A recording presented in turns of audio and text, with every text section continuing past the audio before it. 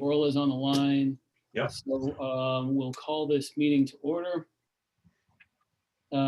So call to order and roll call. That's the first item on the agenda, and the minutes will show that all 6 members of the Board of Finance are present. Yep. Next item on the agenda is correspondence. I don't recall any correspondence since the last time we got together. Does anybody recall us getting any correspondence? I don't know if it was before this meeting or the prior one, but I did get something about the report on the salt shed.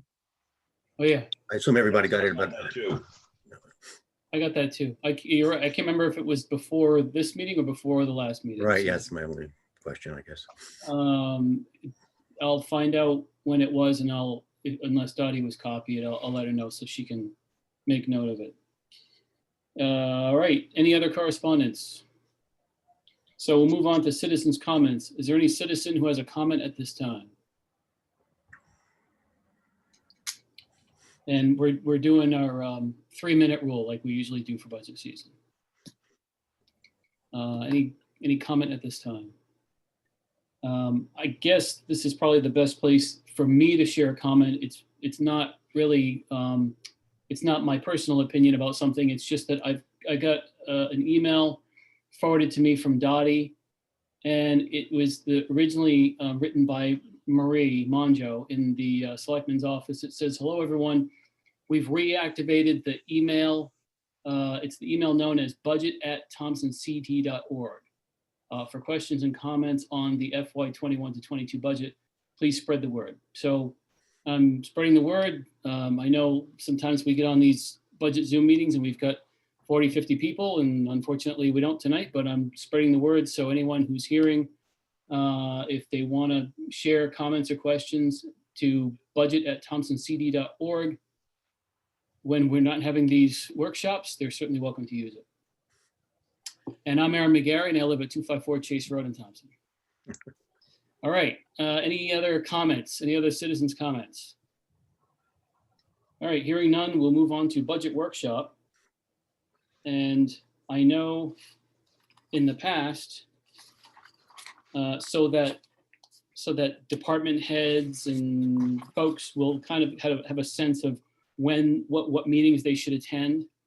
We kind of take it from the top. We start with revenue, and then we go right down the line through the general government budget, and we review all the pages, ask questions, et cetera, et cetera. So that way people can kind of get a sense of how much progress we made on the first night, the second night, and so on. Then they'll know when they should log in.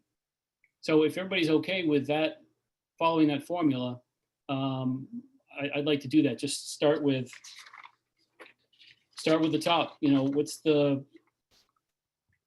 summary page, what is the proposed mill rate increase? Any key takeaways from that summary page, and then roll into general budget on the revenue side and then the expense side.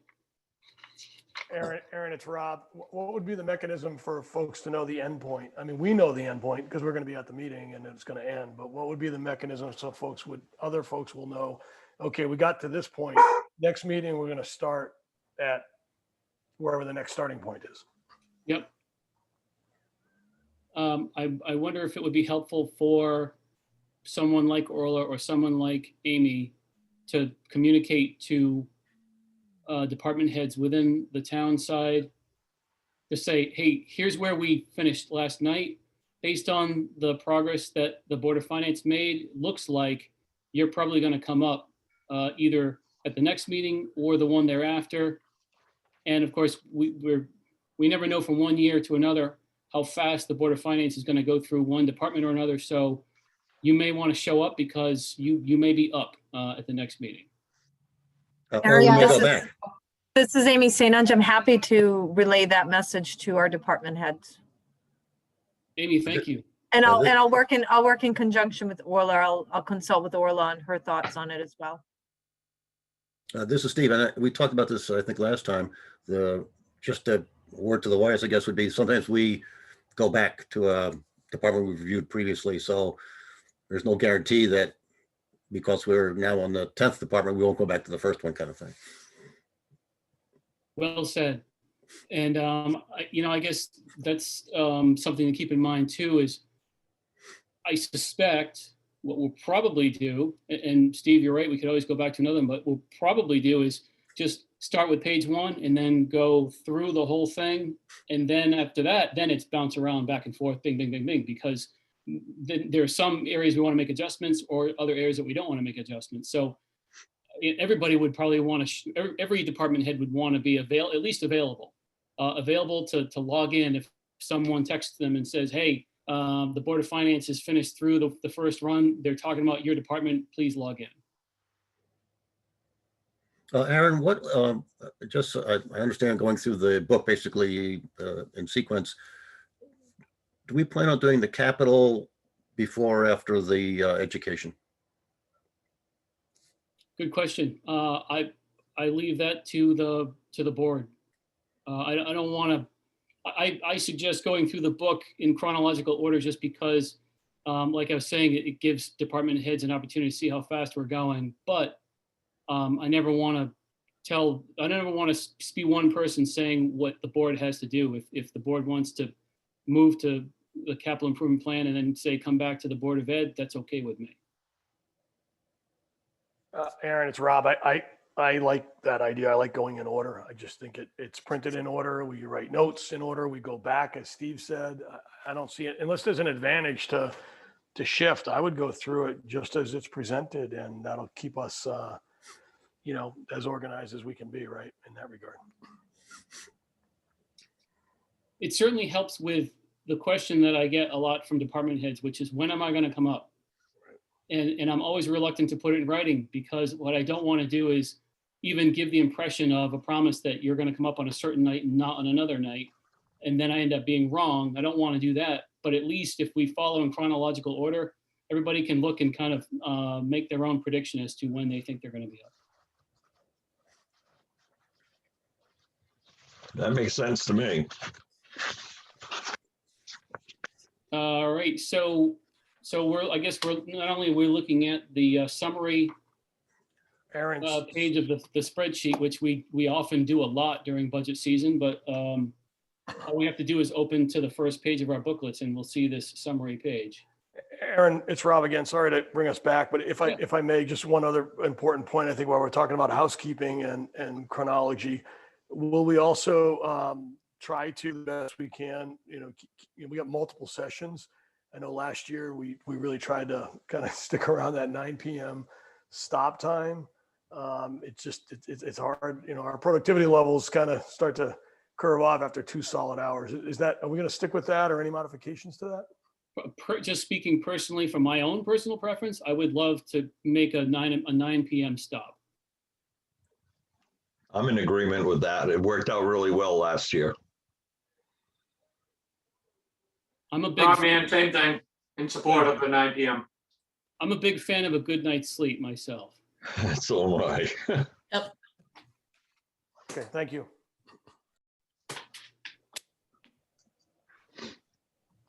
So here we are looking at the summary page. As proposed by the Board of Selectmen and the Board of Ed combined, it looks like it's a 1.58 mill rate increase. Anyone have any thoughts or questions that they want to share at this juncture before we step off into the details? All right.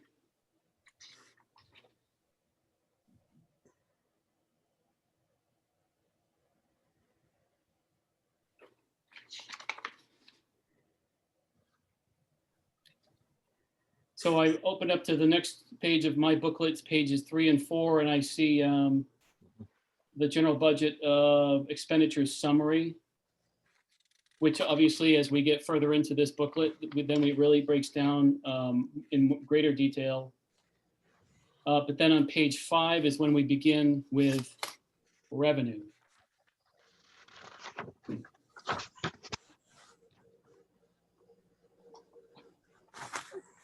And I know there's some items in revenue that we've talked about in the past, like whether it be fees from the transfer station.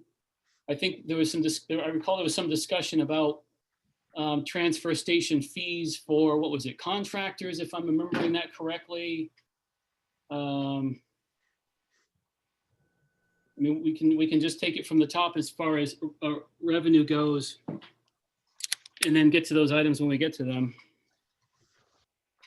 There's nowhere in revenue that I feel like I personally need to jump on at this moment. If there's somebody who does want to talk about something in revenue, that's fine.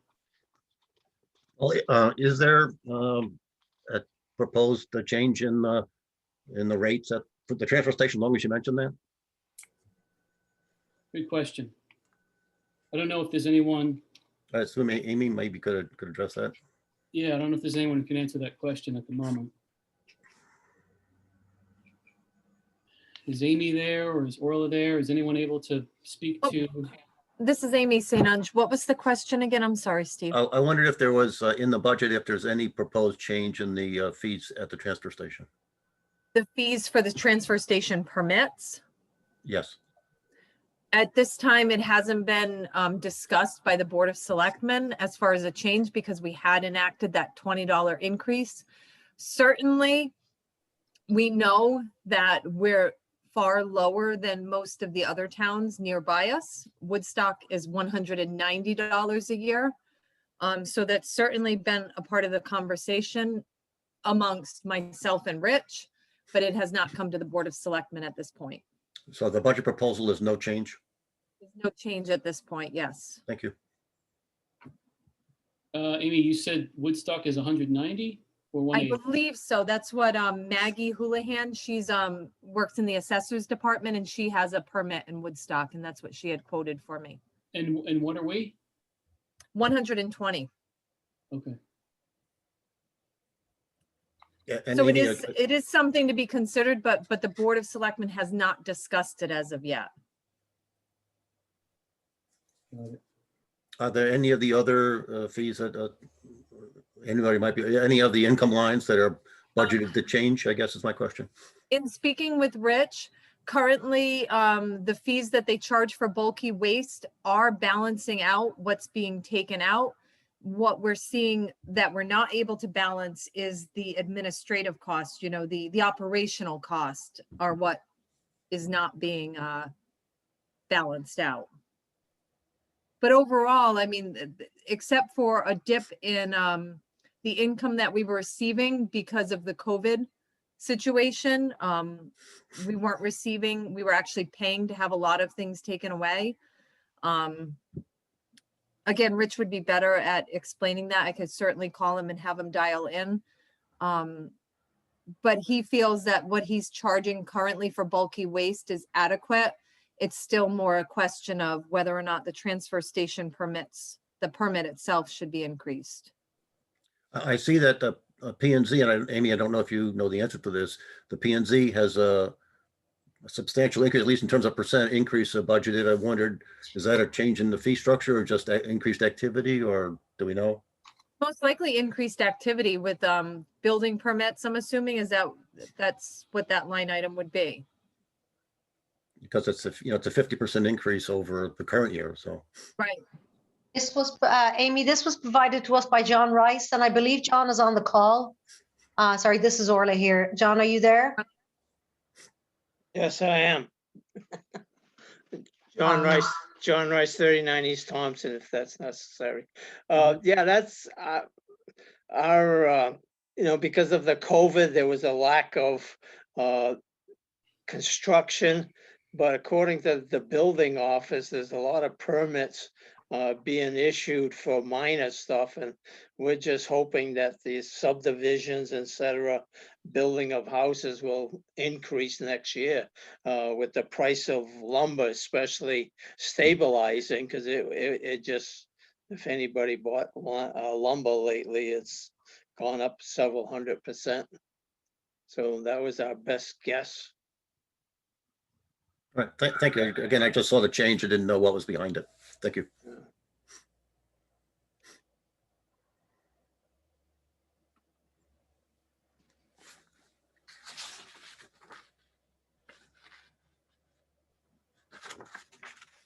Anything else in revenue anybody wants to discuss?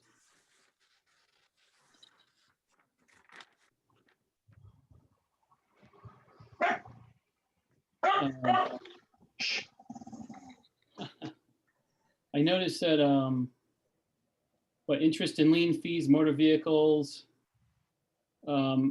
seems to be a significant decrease. Is that a decrease? So, FY Aaron, the budget, there is an increase in prior year taxes from the current year's budget to next year's. But there is a decrease in the motor vehicle supplement. And I believe that's to do with the grand list and the revaluation. Yes, And these numbers were provided to me by Rainey. yes. Aaron, if I could speak for a second. Go ahead, Rhonda. Rhonda Rooney, Board of Finance. I do believe that Rainey had mentioned too at one of the meetings last year that instead of being on a 2-year plan, there's a 3-year plan. So in other words, for those people that pay late, that always paid 2 years late, I think now they can pay 3 years late. So that might adjust the income as well. Yeah.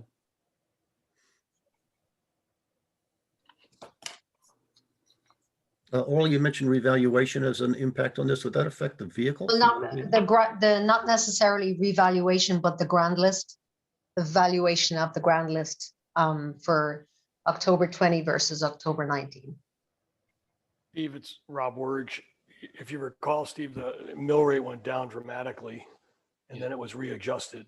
And we did that last year. So with you're right. motor vehicles, it was a direct multiplier down. Right. You're absolutely right. I'm not surprised at that 250, and that's gone. Like it's got to be recouped somewhere else. Yeah, Right? because that really wasn't offset by a change in valuation. It was only in the real estate that made the big change. That's correct. Yeah, I That's understand. it. Yeah, thank you. That's a good insight. Thank you. Yeah, when you do the revaluation, you don't reevaluate the automobiles, just the real estate. And so anybody who's paying car tax, they really do get a significant tax cut on the taxes they have to pay on those vehicles. That's right. And they're a year older, Aaron, on top of that. And they're a year older, right? So they've all devaluated a little bit more. That's right. Well, maybe somebody bought a new car. I hope so. Thank you. That's a good insight. I appreciate it.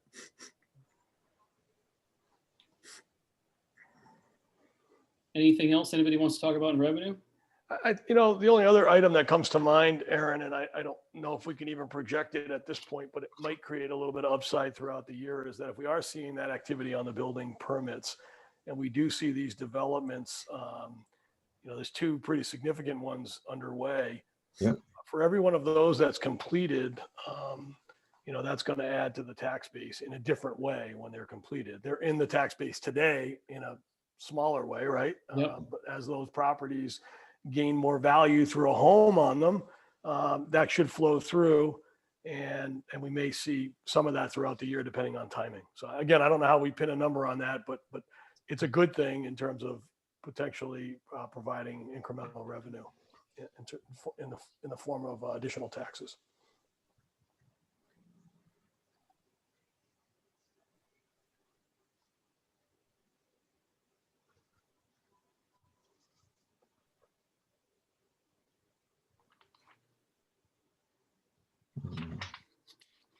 And then I noticed it's fuel reimbursement income, 440349. Fuel reimbursement income.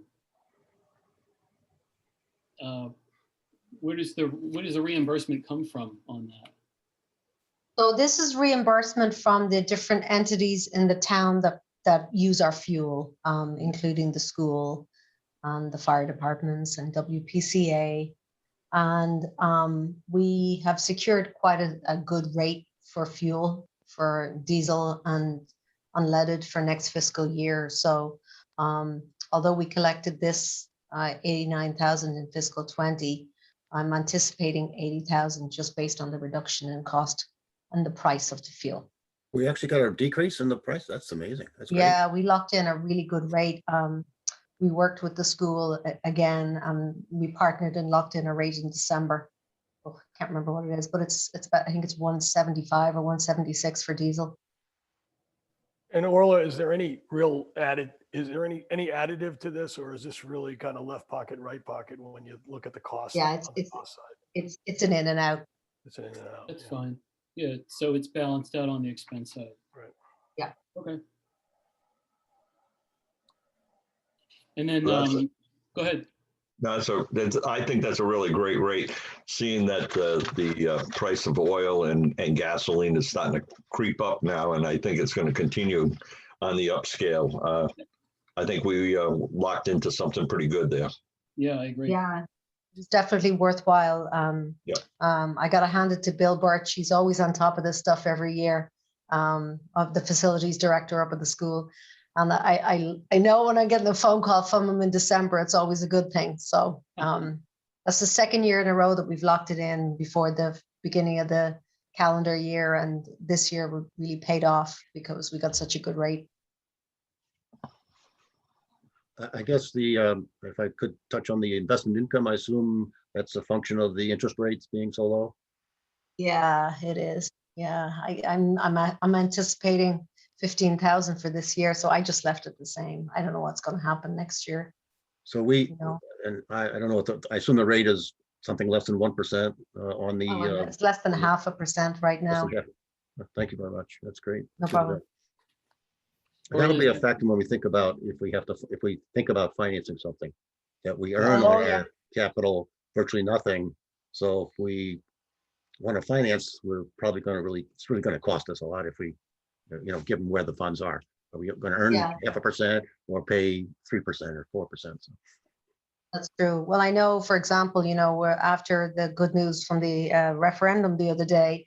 I'm working with a financial advisor with regards to securing our short-term funding for the school roof. And, he doesn't anticipate a major change in what we proposed to me last year, which was about less than 0.5%. So, Right.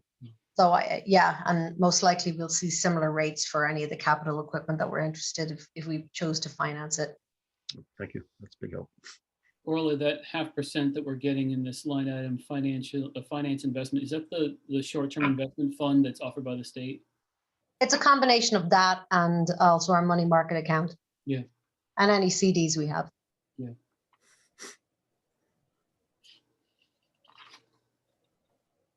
And then surplus, 284,000, that must be what we used last year to basically make the budget go. It is, yes, that's correct. Okay.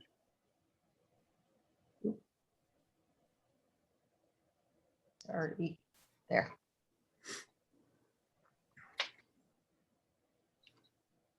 Any other comments on the revenue side before we get into the expenditure detail?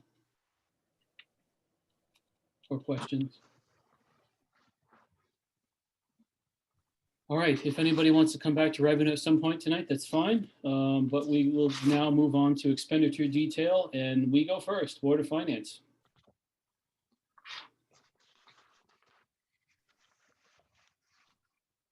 Looks like we're up by 4140. Yeah, Aaron, I took a look at the auditing fees and based on the contract that we just completed. Oh, speaking of which, I'm sorry to digress, but did everybody get the audit reports in the mail? Yeah. Yes. Yep. Thank Okay. you. Yeah, just got them. Okay, so the rate that the town will be paying for last year's audit, which will be in our current year, is 29,000. Unclear as to what we'll move forward with, but that's why you're seeing an increase based on the budgeted number for the current fiscal year. Okay. Beyond that, the only other increase we're seeing in this department is the proposed 2.5% increase for non-union employees by the Board of Selectmen. Oh, is that the secretary? Yes, Who does an outstanding job, I might add. absolutely. We definitely agree with that. Any questions on this section of the budget? Just a general format, Orla, the increase decrease number is based on versus the budget or never mind, you answered my question there. It's against the budget rather than the estimate. Thank So you. the first column is against the estimate and the second column is against the current year's budget. Oh, okay, gotcha. Right, super. Oh, it's right in front of me. Thank you. Okay. So is that incorrect on the top? I had the same question when I looked through the packet. It says FY22 budget versus proposed. FY22 estimate. It's actually feeding from another. Oh, yeah, I think it's backwards. You're right. Oh yeah, it should be 21 estimate Right. versus proposed. No, I think you want 22 estimate versus budget and 22 estimate versus estimate. Both you want FY 22. I believe. This one will actually be versus estimate for 21. Yeah, and the proposed is the budget, I believe, Steve, Yeah, the 22 budget. Oh, the proposed is the 22. I'm sorry. Right. Gotcha. In there. but if I'm looking at the column that's furthest to the right in this packet, I'm still looking at the same column that I've always been looking at for the last 10 years, right? That's the, Correct. Yeah. Let me just go back to your department. So I'll show you again. So this is the selectmen proposed versus the budget for fiscal 2021. Which is the main one that you're going to likely to look at. But I remember, I think it was Rob Words, you suggested putting this information in here last year. So I left it in here for this year too. Yeah. That's a good number to have, actually. I like that Right. better. Right. Yeah. I know others use other numbers, but for me, that's a better look. Yeah, it just I lets us would look agree because budgets change. Yeah, I was just going to comment, it's nice to anchor against the prior year, which is where Aaron was on the far right row R. But then Q just gives us a readout if did we pick the right number for last year? Things change. So I actually like both of them. I think it's good to cross reference. If it Yep. says 140, well, then, it's pretty consistent. But if it doesn't, it gives us a point of reference to dig a little deeper. well said. Absolutely. Yeah, I agree.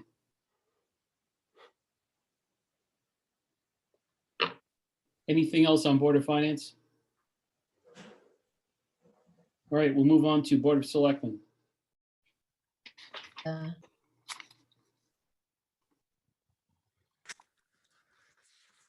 Looks like there's not much going on here.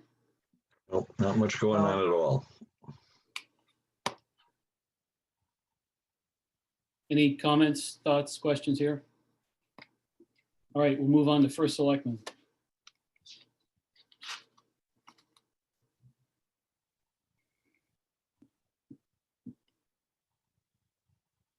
Am I reading this right? The First Selectman is taking a $10,000 pay cut?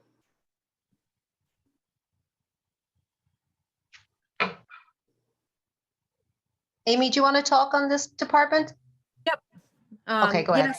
Yes, Erin, I am taking a $10,000 pay cut.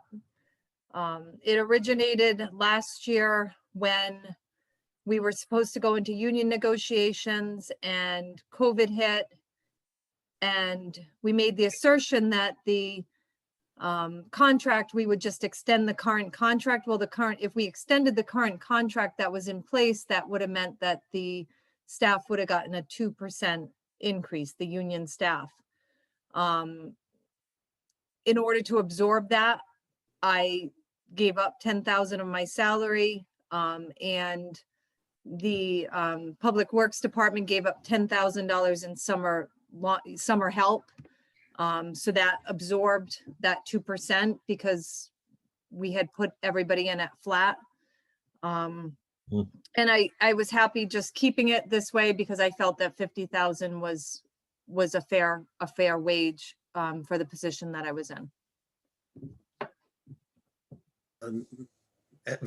Amy, that's admirable, but I don't think that's appropriate. The position is full-time and it deserves the pay, at least the pay that we had in there last year. It is I appreciate full-time, your. but I work 8 to 2, so I put in 30 hours a week, plus the meetings that I attend. And I consider it a public service role. I do have a business outside of the selectman position. So that's just, I wanted to keep it at that amount, but. To Steve's point, if Amy's putting in 30 hours a week, but then she goes to meetings, that bumps her back up into that 35 zone, and that's considered a full-time. Exactly. Once we put this in last year or 2 years ago, but an increase because it had been, the selectmen had been underpaid, in my opinion, Right. For quite some time. So Amy, once this comes out, I mean, it may not be increased for a long time again. So I understand that. So, Again, Amy, I appreciate your volunteering this, but Right. again, this is not just for you, it's for a first selectman going down the For the road in the future. future years, and it needs to be appropriate for the position. And again, I really appreciate your suggesting this, but I don't think it's right, in all honesty. it was, honestly, it was difficult for me after last year. I mean, facing what the world is facing with COVID, and I don't think we've completely felt the effects of it. It was hard for me to put it back into the budget. So it's entirely at the discretion of the Board of Finance at this point. But I had a hard time. I felt I needed to absorb it still, so. I would suggest if you would like to donate it to the town or something, fine, but I wouldn't, Right. again, Okay. I don't know what the other members feel, but I really wouldn't, I wouldn't do that. I wouldn't cut this. Again, even if you're quite happy to do it. Right. Again, going down the road, there'll be future first select persons, and we want to be able to offer something that's appropriate. Amy, Absolutely. And you're right. And I had said when we were in our budget workshops that I would just take the 50,000. So I'm happy to donate it back to the town. I'm in completely agreement with Steve. You're the captain of the ship here, and selectmen do come and go, as you never know. I think the $60,000 is an appropriate salary for that position, and I think it should be put back to 60. I'm going to concur. I agree. And I just want to commend you, Amy, because in the prior budget, you did reduce your salary by 10,000 to accommodate for the situation with the raises. So that's, that does not go unnoticed. But I think we should keep the position as it is as well at 60. Totally agree on that.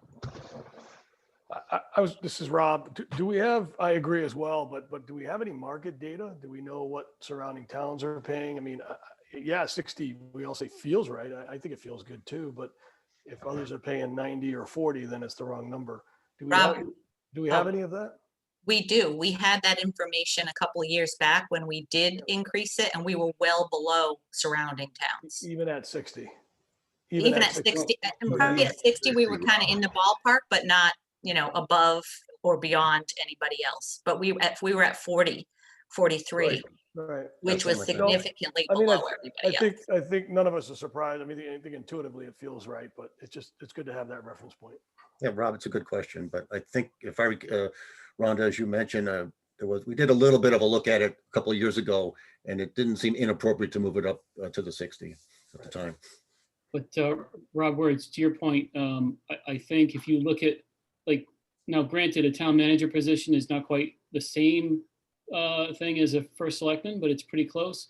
You look at what Killingly pays its town manager and what Putnam pays its administrator. I believe each of those people are making six figures. I believe. I may be wrong, but if they're not, we're talking probably a good 90. Very close to it. So, I mean, so to Steve's point, this is about more than just the person, it's also the position. And I would think that even if we were to move this back to 60, it would be well below what we would have to pay if we were to go with a town manager form of government. Rob Mann, ahead, Board of Rob. Finance. Good, Aaron. Go ahead.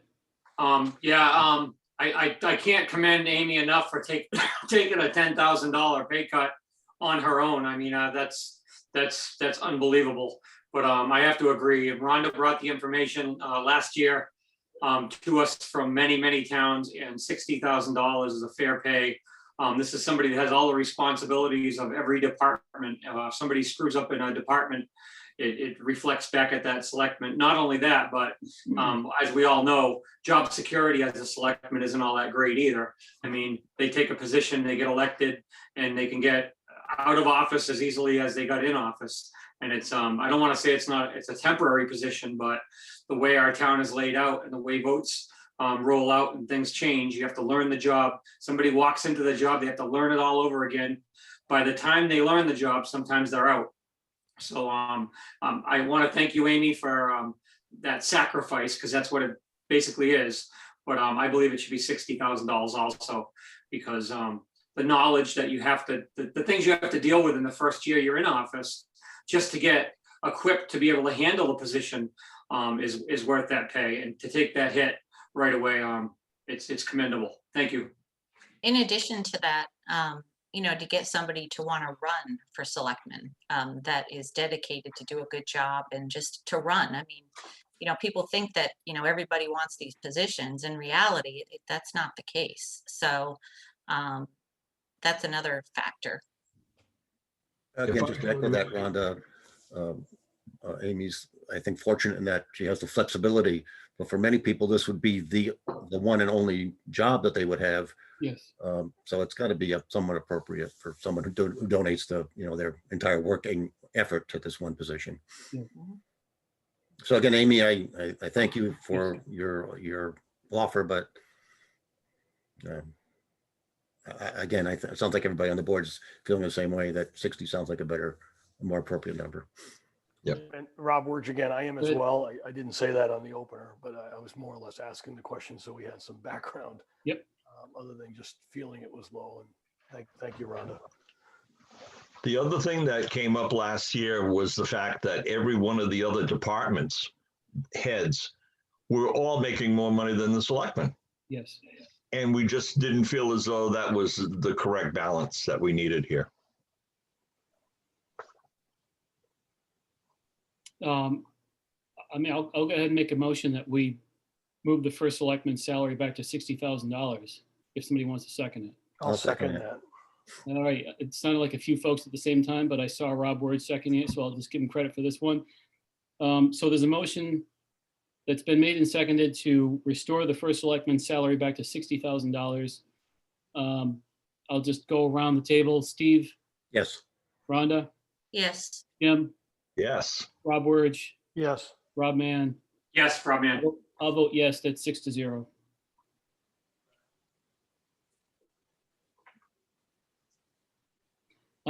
The next thing that catches my eye is second assistant to the executive assistant, 21 hours, reduction of $25,000. I imagine there's a story that must go along with that. Yes, Aaron and the board.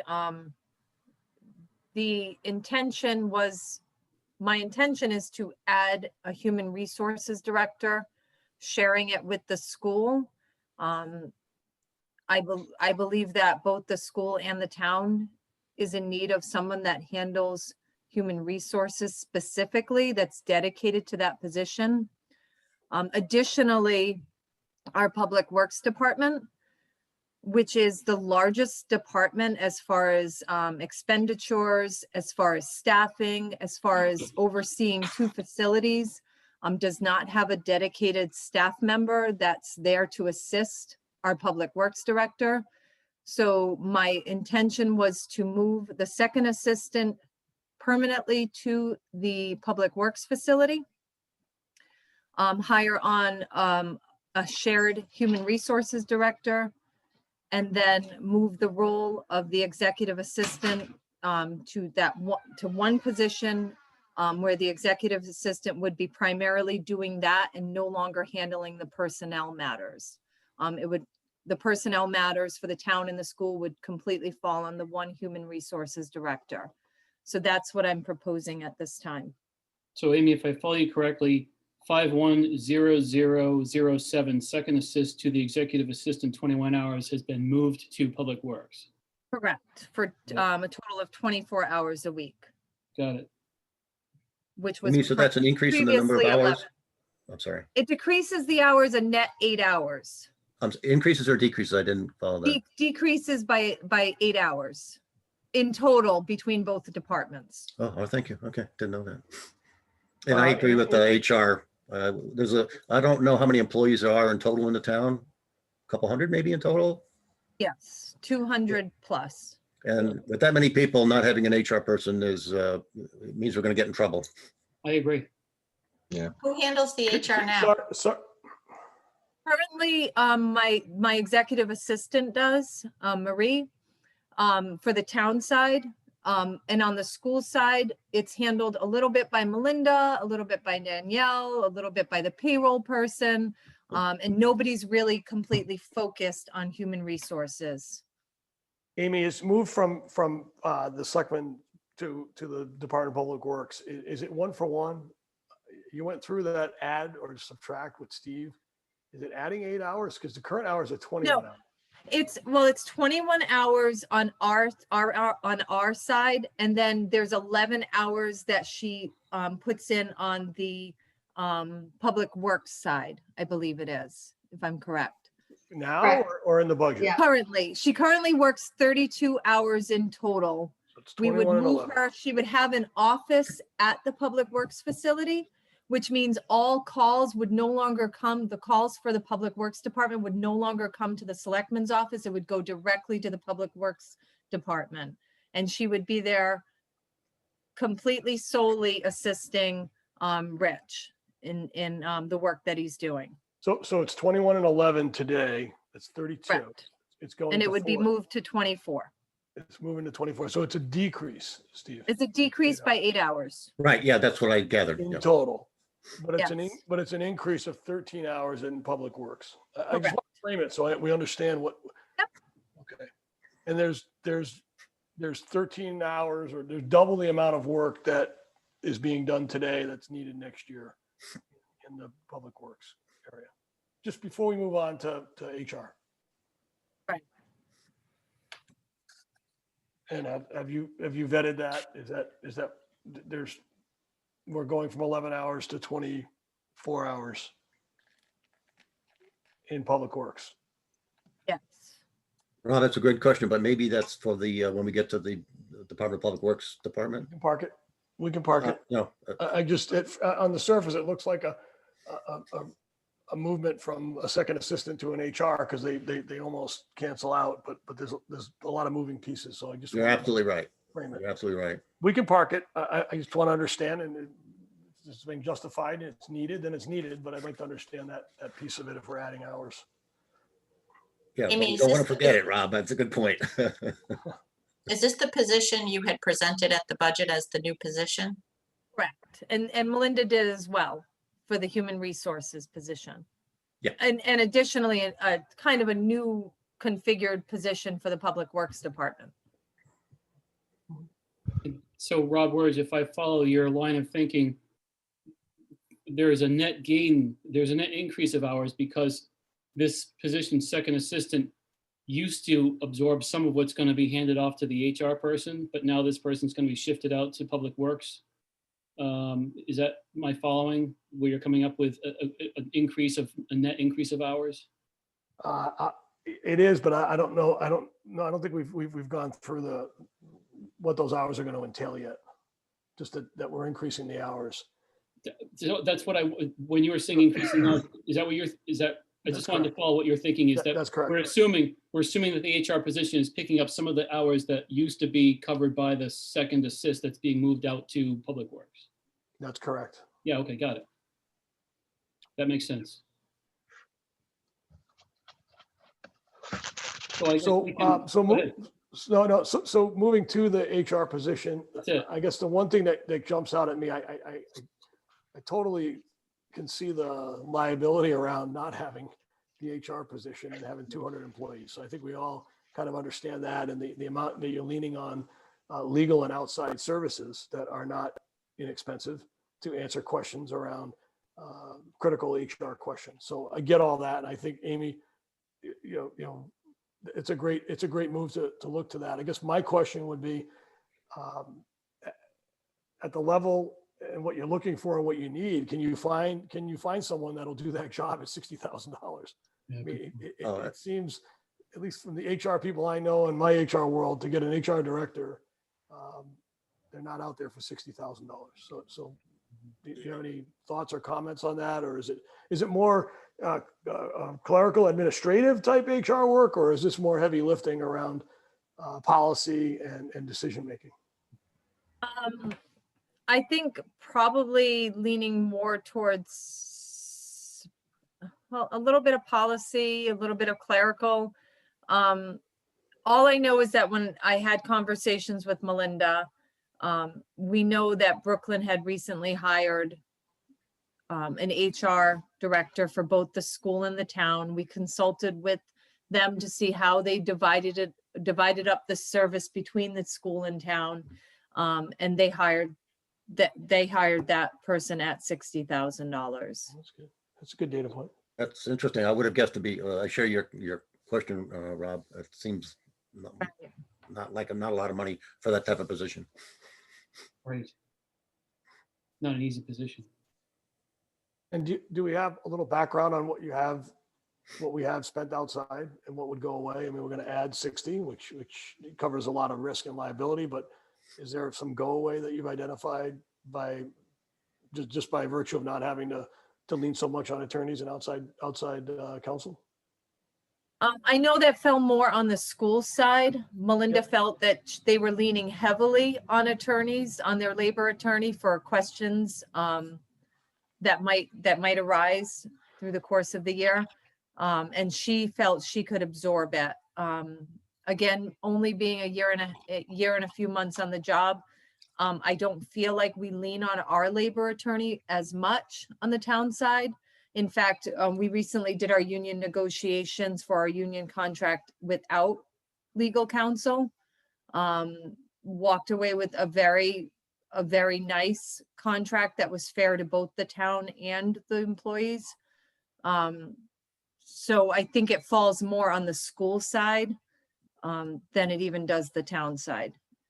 And the need honestly is a lot higher on the school side than it is on the town side. But I think the town will stand to benefit from having a dedicated human resources manager. Aaron, can I ask a question? Oh, Jim. Rob, I just would mention that I know I've listened to some of the school, the Board of Ed development of their budget, and they were planning to actually, I don't remember the numbers, but to actually, this would relieve some attorneys' cost. So I know they addressed it in that way. I haven't gotten into the town budget, whether we change the attorney's fees for this, but I do know that the Board of Ed has addressed it in that manner. Thank you, Steve. Go ahead, Rhonda. I was just going to say if 75% of the job is going to be utilized at the school, obviously because they have more employees at the school, then maybe it should be a different split. That's all I was thinking. Like maybe 25% town, 75% school for cost. If she's going to be spent or he is going to be spending more of their time at the school. Or 2/3, 1/3 or something. Yeah, Rhonda, I think that's a good point. I Right. agree. It's based, typically you'd base this on population, and the school has, a lot more employees than the town. So sharing it differently might be appropriate, but at least in the total budget, if 60 is the right, if we can hire somebody at the 60K level, then we just have to worry about the split. It's not going to change the total budget. No. Assuming we go forward with this at all, but that's. That's right. Amy, would you be able to do us a very small favor, or if someone could reach back out to Brooklyn to find out what do they estimate is the split in terms of that person's time between the town side and the school side? I can absolutely reach out to them and find out. I'll reach out to Rick Ives. And I guess it would be an imperfect comparison because Brooklyn is a sending town to Woodstock Academy. But I guess to what extent we can even ask them what their split is. Let's just say, we know if the split for that person is more school than town and they're a sending town, then we know for sure it's going to be a split that favors the school in our town because we have our own high school. And so there's even more employees. And Aaron, to build on your question, maybe get the split, ask for the split and then the count of employees on each side. And then that'll give you a ratio. Oh, Yeah, good. excellent. I can definitely do that. Question, if we did move forward with this, would this person be a member of would this person be unionized? Would this person join the union? No, this would not be a union employee. They'd be considered a department head. Okay. Does this 60,000, I'm assuming that does not include benefits, or does that? No, the benefits would come on the Different other end. section. It was sort of my thought, and again, we haven't entirely unfortunately worked out the details because we haven't moved forward with the hiring process. But it would be my thought that the school would probably absorb the healthcare cost. Because of that difference between the number of employees at the school versus the number of employees at the town. It would only make sense. How is that in the budget now? Being proposed? Well, I would have to defer to Orla on This- if that was calculated into her the fringe benefits. Was, No, my understanding based on our conversations where I was to put in 50% of a $60,000 salary. My understanding is based on the conversations that the plan would be that the person would be an employee of the school, not of the town. Or I that wanted means to that they make pick sure. up all the Thanks, Orla. fringes? I'm unclear about that. But I didn't Well, hear I- Steve's question. I wondered if that meant that does the school absorb all the fringes or 50%? Well, I have not added in anything in besides the $30,000, which is half the position. Okay, so when you calculate FICA and so forth, you don't base it on total budget for salaries, you base it on the individuals? So- As I said, I have not added in anything Okay. apart from $30,000. Thank you.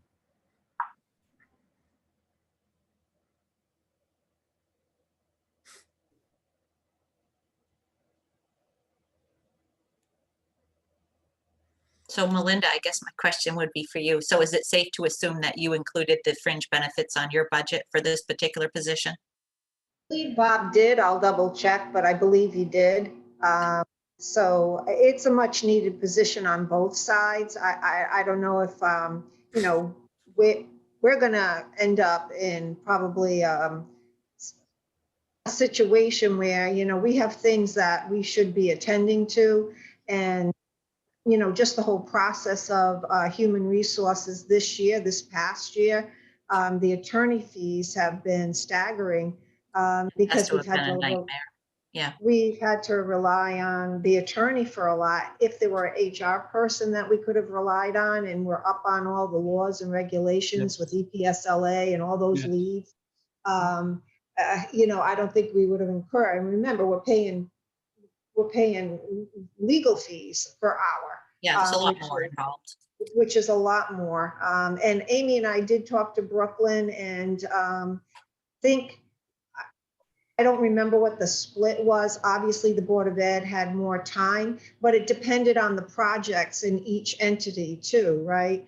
If there's a heavy project going on in one side, then they worked, extra days. If the town had something that they had to get done, they'd work the extra days, and it kind of balanced off. And it seemed like is a very reasonable shared position. So Thank you. I'm sorry, I'm gonna go back. Rob Mann, Board of Finance. What would the amount of hours for the new HR director? I think it's, I think it's full-time. 2020. yeah, full Full time. time, okay, all right. So sorry, I wanted to understand that. I thought it was a reduction of 8 hours, but I didn't understand where that came from. No, Rob, man, that was, this is Amy St. Ange. That was for the assistant that would be assisting the Public Works Department. Understood, okay. Thank That's you. where the reduction of hours came from. That's where I got confused. Who's, All right, and that's currently our second assistant in my office. understood. Okay, thank you.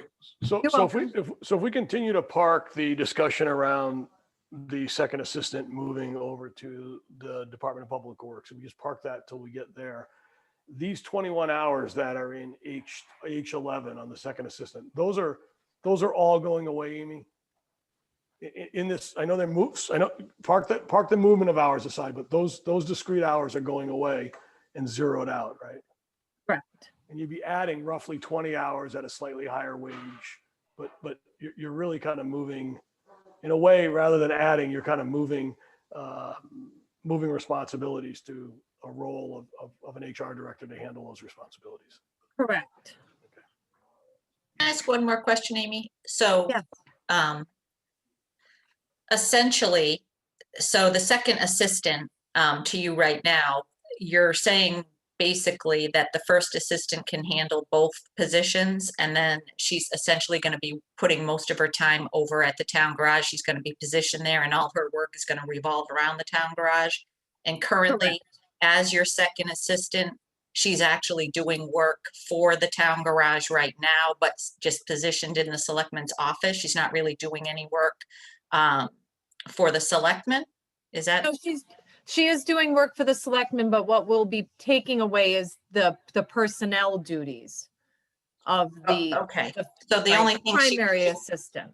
Okay, so the only thing essentially that the second assistant was assisting the first assistant with was the HR duties. And then she was also incorporating work for Rich.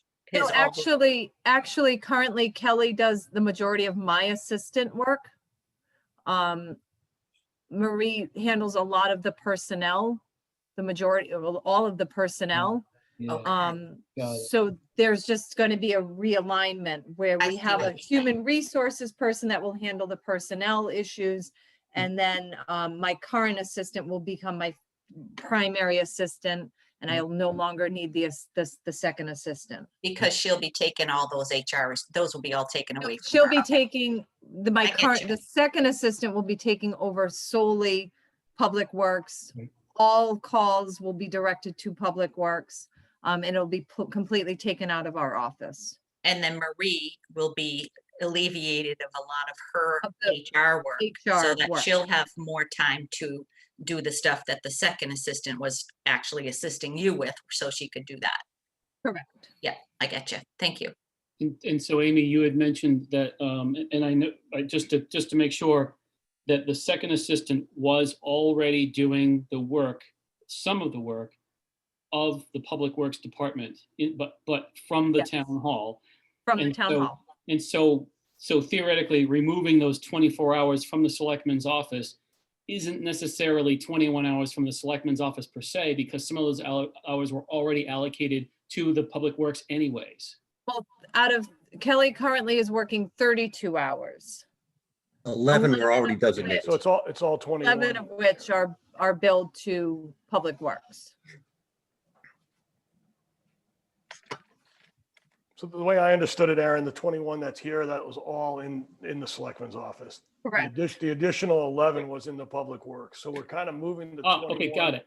Yeah, we're But we're moving the taking 21 away of the- second assistant. Got We're it. moving that to the first assistant. Yes, Taking the personnel hours away from the first assistant and putting that into an HR director. that I got. So thank you for the clarification. The hours that were allocated to Public Works were already showing up as 11 hours in the Public Works budget anyways. Right.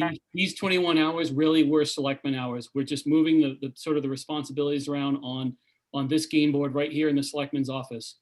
Yep. So that way, different people are taking on different duties.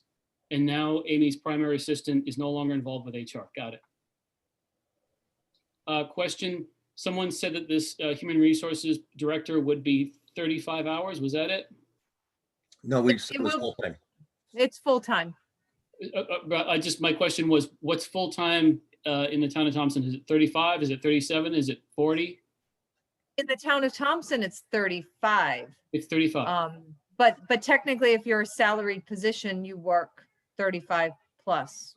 Right. So this HR director would be one of those 35-hour per week people, the 35 plus people? Yeah. Got it. Thank you. Just a housekeeping question. I noticed we put in the 60,000 for the first selectman under the BOF proposed. Are we assuming that the executive assistant, for example, should that also be plugged in there, or are we doing that later, or just trying to understand the housekeeping here? Right. What's the I question? don't follow the question, Steve. Okay, on line 510004, executive assistant. Yep. Under the BOF proposed column P.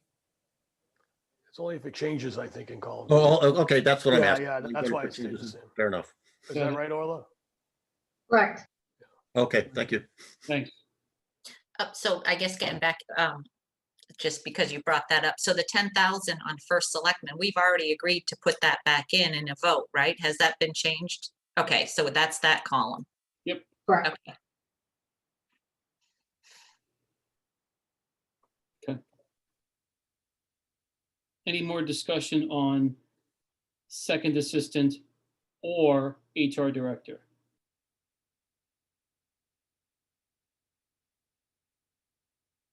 Any discussion on any other part of the first selectman budget?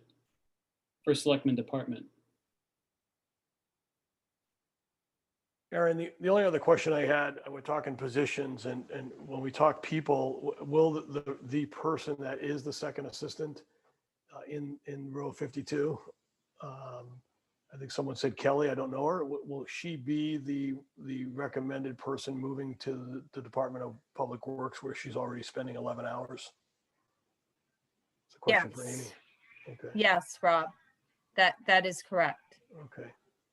I only ask because if we're moving people around, I understand they're two different departments and we're going to take up, we're going to take up the 11 hours to 24 hours with Rich's area later. I understand we're parking that. I'm only unparking it that if we vote on this, which I support, I mean, I think there's a lot of value in the HR. We're voting on a somewhat of a net neutral, trade-off in hours. It's a 4,000 or 5,000 incremental change. There will be an impact on that. There could be an impact on the discussion later if we elect to not support. And I'm not saying we are or we aren't, but we're going to have a discussion later on whether we're going to support the additional hours in Department of Public Works. So what I'm trying to say, Aaron, is do we want to decouple them or not? Okay, so meaning it's entirely, and I don't want to put words in anybody's mouths, but meaning it's entirely possible that we could move the second assistant out to the Department of Public Works, but not provide as many hours to that person? Or not, or we could support this that moves people around. I don't want to get into an HR issue before we have an HR person on board, but we could approve this if we all support it. Move later. Now that we've decoupled it, we move later and talk about Department of Public Works, and we say no, we don't want to do that. That's incremental hours. Right, meaning maybe not have that many hours out at Public Works once we complete this move here. That's correct. Okay. Yeah, we might say 11 was enough. We don't see where it should go to 24. Right, not that anyone is in favor or not in favor of that. It's talking about the logistics of how to address that when we get to that item on the agenda of the budget. That's right. Particularly if we've decoupled it and we make that decision now on this piece. Oh, okay. Well, Rhonda, did you have something you wanted to say? Yeah, I did. If we're going to get the information on the split, like we were talking about, I was just wondering if we could highlight the 30,000 position as well, because if that is deemed to, if 75% is utilized at the school, if we're going to move that around somehow, just to kind of have it lit up so that we have the conversation, we don't forget to go back to that.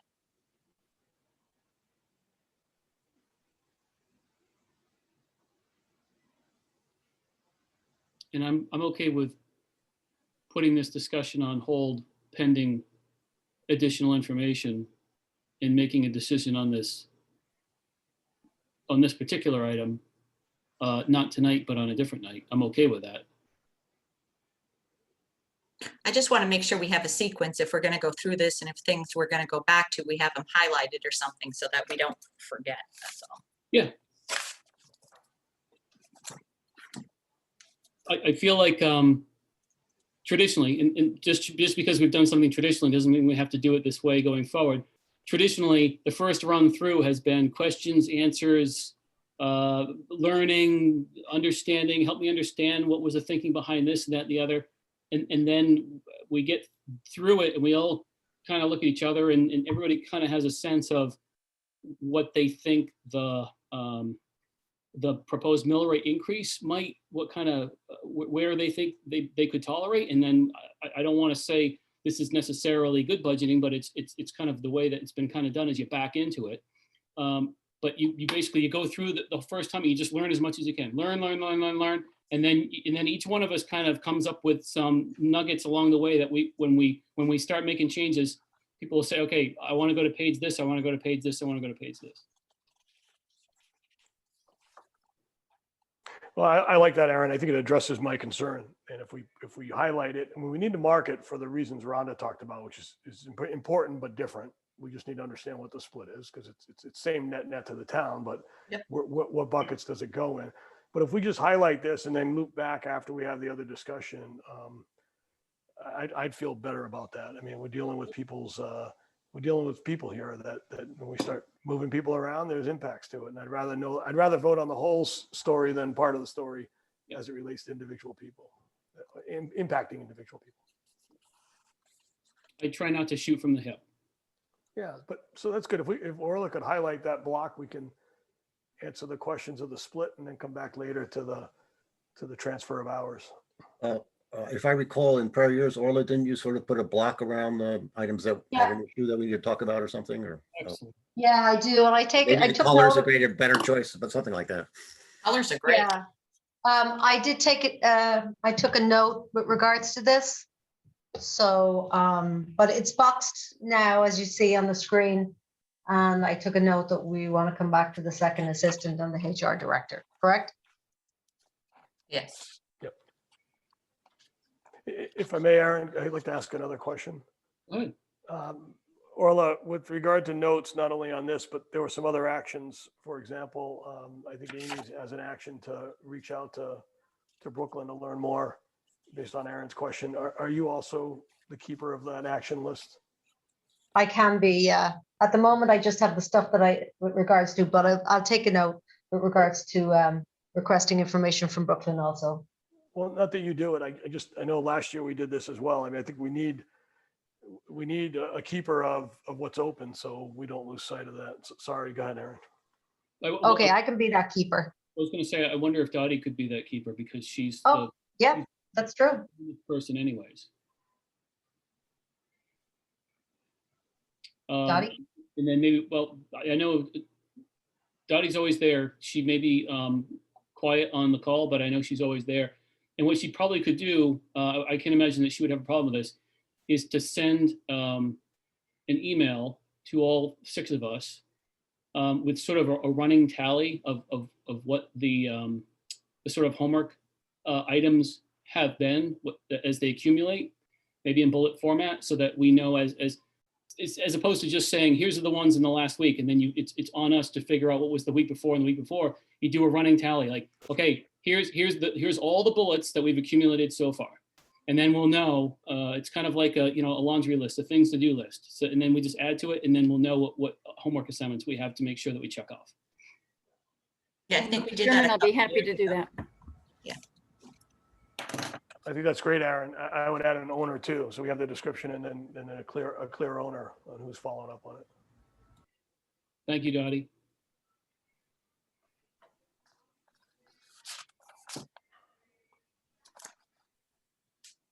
Anything else in the first selectman department that anybody else wants to discuss? Can I just ask, re-ask my question about in the column P? So in column P, if we don't put anything, we're deferring, at least as of this moment in time, to the selectman proposed number or to the department proposed number? I assume it's selectman proposed number?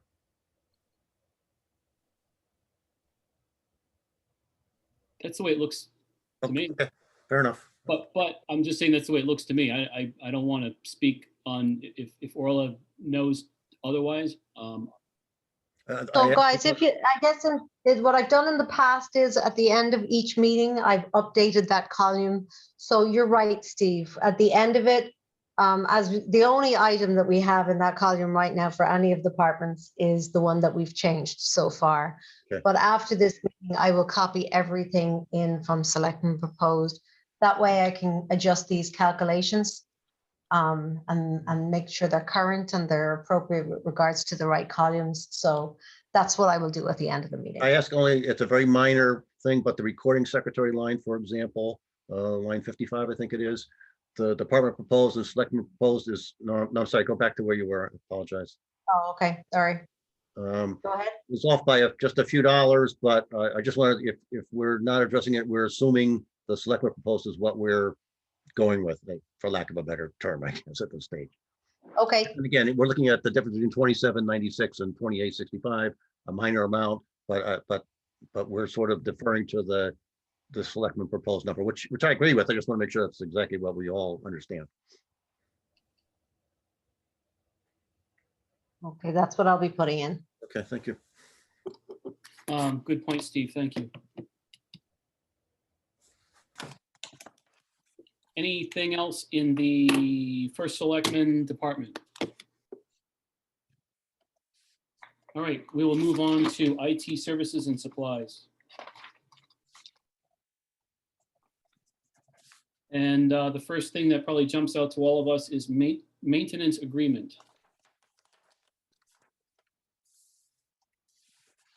So there's a couple of boxes here just in relation to some possible changes. I can actually remove those boxes now. There was a box around vision because we were unclear as to whether, I put an estimate in before that, but before this was finalized with the Board of Selectmen, we did secure the final dollars. And the same with regards to the conversion, so I can remove those now. The changes here, $10,000. I'm just looking to see what the changes. Slight increase in IT services for network of printers, increase of Munis based on a revised contract, increase in quality based on annual increase, small increase in vision, and then adding the additional $5,000 for the conversion. So the initial conversion was $20,000, but Paul, our assessor, was able to negotiate with Vision and bring it down 25%. So that's fantastic, and thank you, Paul. But we had already encumbered 10,000 of this at the end of fiscal 20. So we are proposing an additional 5 to secure the conversion, which we're unclear as to whether we'll do before tax bills go out or after, but it'll certainly be sometime during calendar year 2021.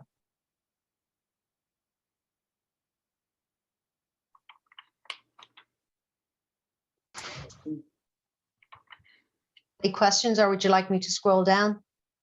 So I have a question. So you're saying that you could encumber this expense in the current budget or possibly in next year's budget, but you're not sure yet? Is this in relation to the vision conversion? Yeah, the 5,000. Okay, so the 5,000 is proposed for next year. Okay. We already have 10,000 encumbered from fiscal 20. If you see it here. Mhm. So, and initially the cost was going to be 20,000, but he, as I say, he negotiated down to 5. So for us to be able to finalize this project, we are requesting an additional $5,000 for fiscal 22. Okay.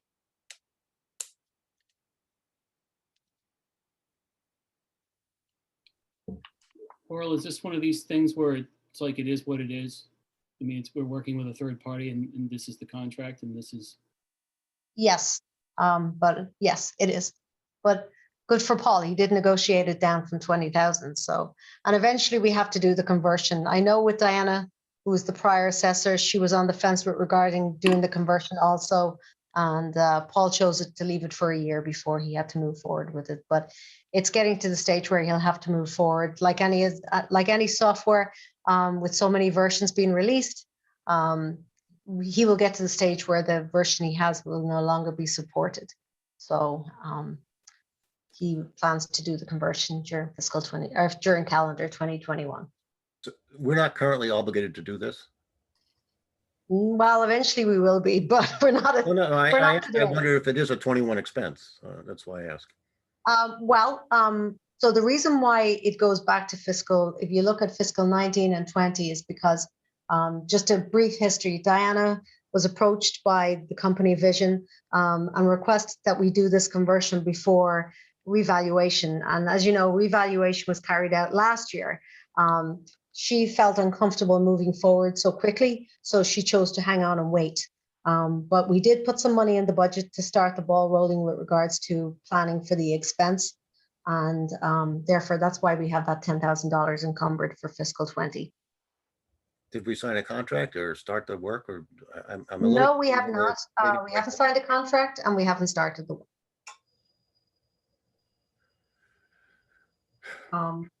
The original, actually, in relation to that 10,000 was the Vision had proposed breaking the cost over 2 fiscal years, so it'd be easier for the town.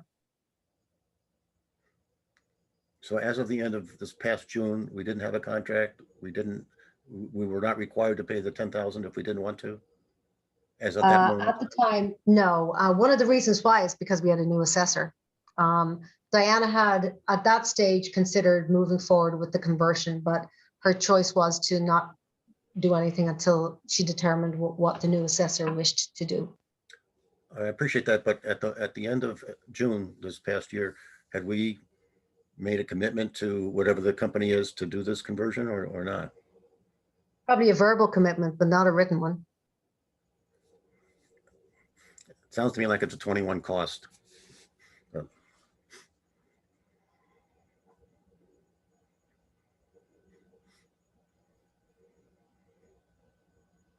Most likely it'll be carried out during fiscal 20 and 21. The payment will be payment of 50% upon signing of the contract and 50% upon completion of the project. But it takes a while to do the conversion.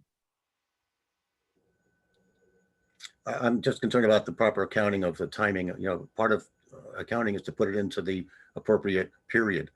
It sounds like we didn't have any commitment as of the end of 2020. But we're saying we spent 10,000. I'm not No, sure. we encumbered. As you know, Steve, public accounting is government accounting is quite different to private accounting. And it's not uncommon for expenses to be encumbered between years. It's something that we carry out in the town, and other surrounding towns and other municipalities carry out the same method.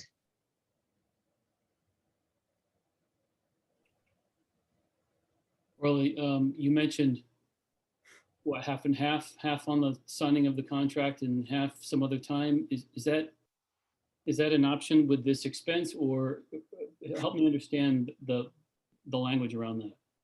Okay, so I'm going to I have a copy of the proposal here, so I'm just going to pull it up. Bear with me 1 second. Okay, so the upgrade is 50% at signature, $7,500. 50% at installation, $7,500. Now it will be up to Paul as to when he completes the process. Paul and I did briefly discuss it today, and he is undetermined at this stage as to when he will complete the conversion. Most likely it'll be a combination of both 2 fiscal years. And that's the vision conversion? Correct. And so you said 7,500 and 7,500. Correct.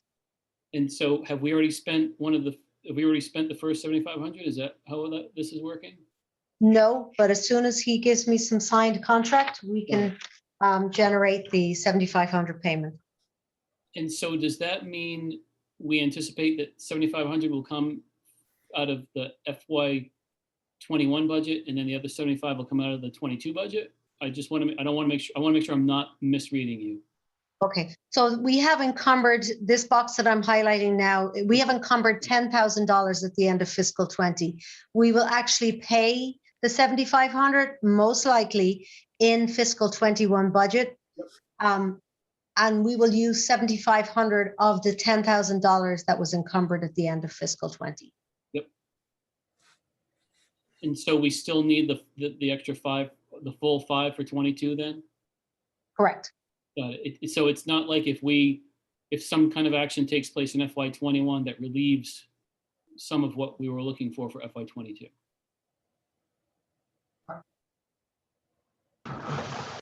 I just want to make sure it's not like if we spend some of this money in FY 21, then we no longer need to ask for 5 in 22 because we've got it covered in 21. I hope I'm not confusing you. At this stage, we're requesting the balance in 2022. Got it. So in other words, the total cost is 15,000. 10 is in there that you're going to spend 7,500 of. There'll be 2,500 left over, and then we need another 5. Is that kind of where we're at? Yes, that is correct. Got it. Okay.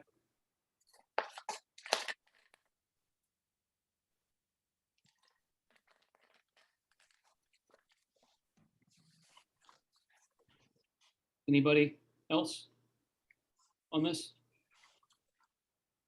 Aaron, I wanted to ask Orla if this includes the line item for the actual reval. If I recall from last year, there was a 5-year buildup, and we were actually paying in advance of the reval each year for a period of 5 years. Is that still No, the way it's actually- structured, Orla, or has things changed? No, we will continue to do so. However, that expense is included in the transfers, which is part of the capital improvement budget. And if you scroll to way down, way down the book. We can do Um, that. We can do that when we get to transfers. This is another exactly. area of, municipal It's in, it's in versus capital. private. It's Yeah, a I capital got it. item. So, but if you, after the fact, page 110, top of the page, 110 has information with regards to that. Okay, we Yeah. can wait So till we get meaning there. it's literally lives in a separate part of the budget. Correct.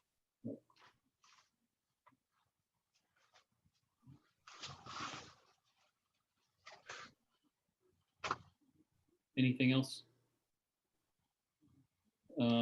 Anything else for IT services and supplies?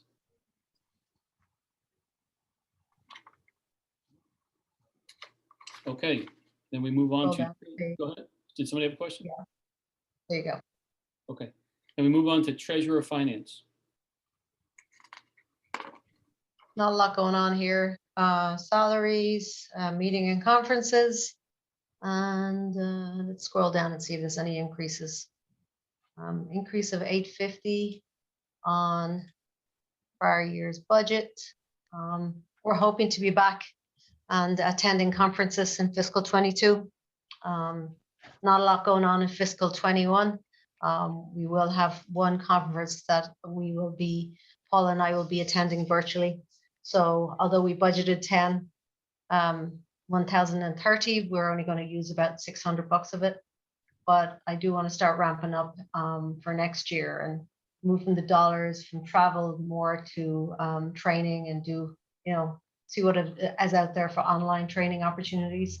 I think in reality, it'll be kind of 50-50. I think, we've definitely taken advantage of online training over the last year, and it's been helpful, especially not having to secure the cost of travel, but there will be some conferences that certainly myself will be attending that will involve travel. So the net of increase is $950, and pretty much it.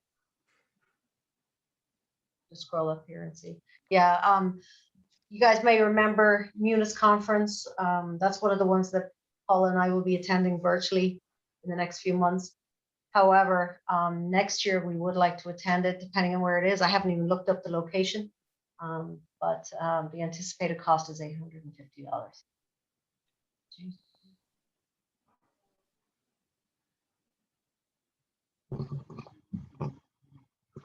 Scroll down.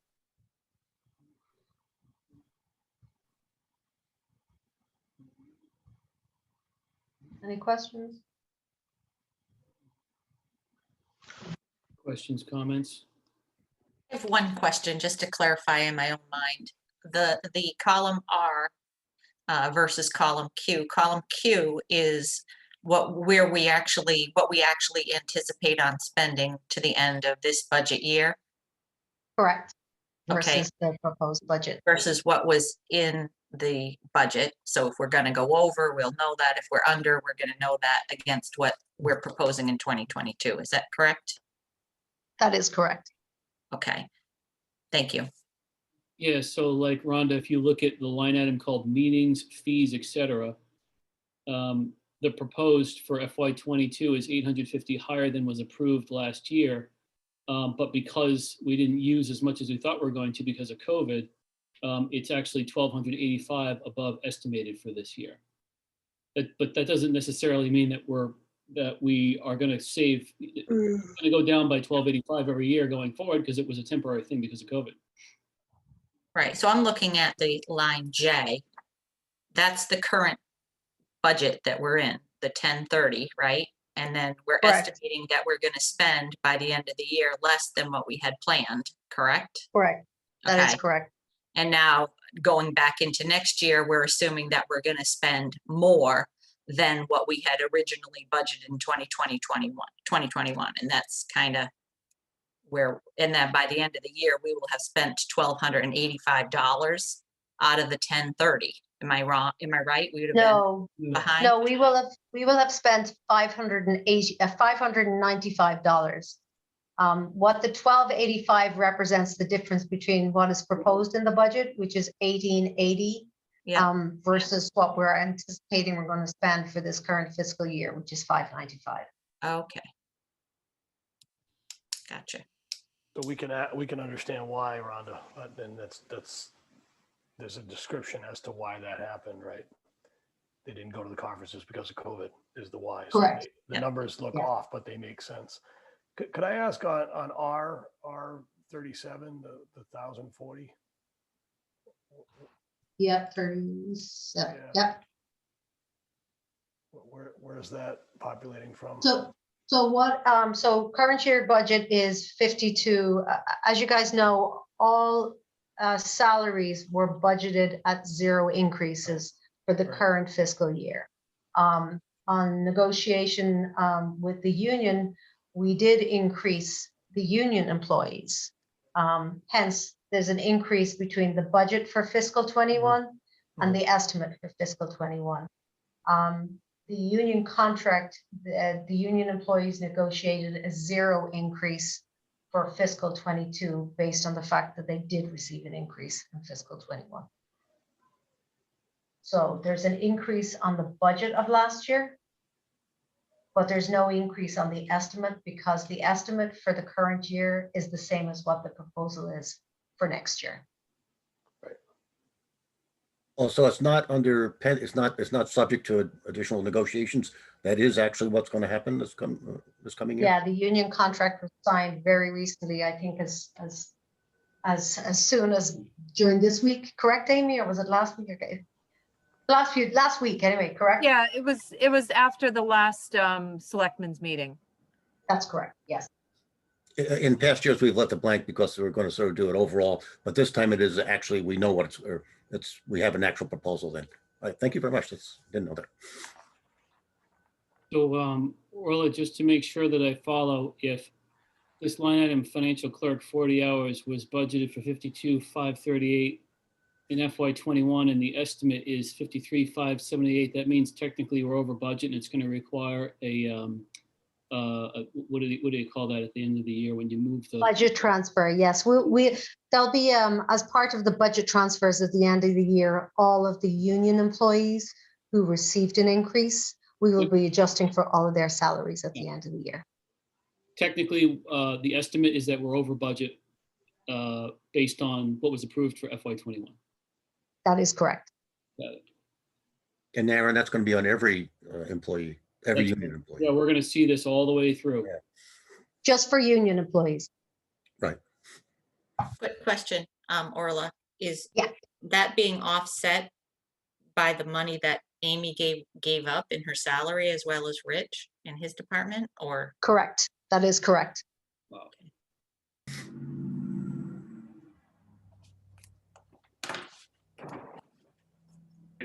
Rob, man, it was, but we voted to increase that salary anyway, so, For next year, yes. for next year, correct, Talking this year.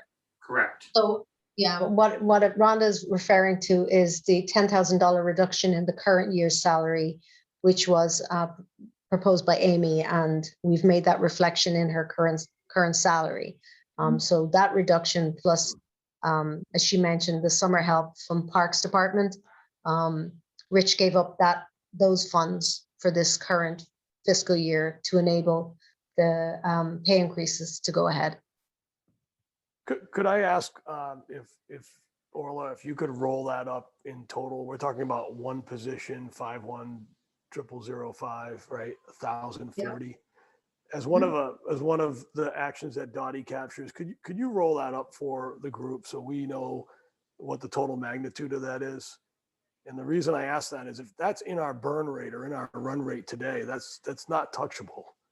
That's going to be additive to the current budget. That's right. You know, so we should probably know what that number is, because any adjustments we make, that's one that's kind of hard to do anything with. It's not I'd like to move this up. It's already moved up. It's in the run rate. In fact, are we required to approve that kind of a change when we recognize it as a Board of Finance? It's contractual, is it not? I mean, It is That may be, contractual. but, we know it's going to be spent, but aren't we, is there some obligation on the Board of Finance to, when you see something that's going to be miss the budget, shouldn't we say we approve that change? Even if it's pretty much, going to happen regardless kind of thing, but should we, or, that's a question. I don't know, kind of. you're saying to go through this and just approve this one as is right now instead of going back again? I think current year. Steve, you're saying current year, In right? the current year, yeah, because I think Current, yeah. one of the audit comments was that the school went over budget, as we were well informed, in last year. And that we should have recognized that and I guess approved it, or I'm not sure exactly what the right words are. I guess approve, that change. So I wonder if we should do it. Maybe we don't have to do it by line item. I don't know what the requirements really are. It's a Well, question. I'm not exactly sure that you would necessarily have to budget on it. It was a different situation with the Board of Ed because they went actually over budget. In this Right. case, the town is not going over budget. Oh, in they're just- total. Okay, all right. That could be the total budget that matters. All right, yeah, good point. Yeah, they won't be going over budget. The money will be reassigned as part of the budget transfers. Gotcha. Thank you. Yeah. They made their own adjustments between Amy and Rich. Right, yeah, exactly right. Yeah. So got it, moving money around within the budget so as not to go over budget globally speaking. Gotcha. Correct. But so then Rob, words to your point, coming back to this financial clerk 40 hours bumping up 1,040, it's not, it feels like a little bit less of this is what we would like to do, and it's a little bit more of, well, this is what we're already doing, so there's really no room here. Like, this is it. That's right. So, yeah, so in other words, it's gonna have to be that for next year. That's the starting base point based on the That's right. contractual obligation that we kind of messed up on a little bit last year and had to compensate in a different area.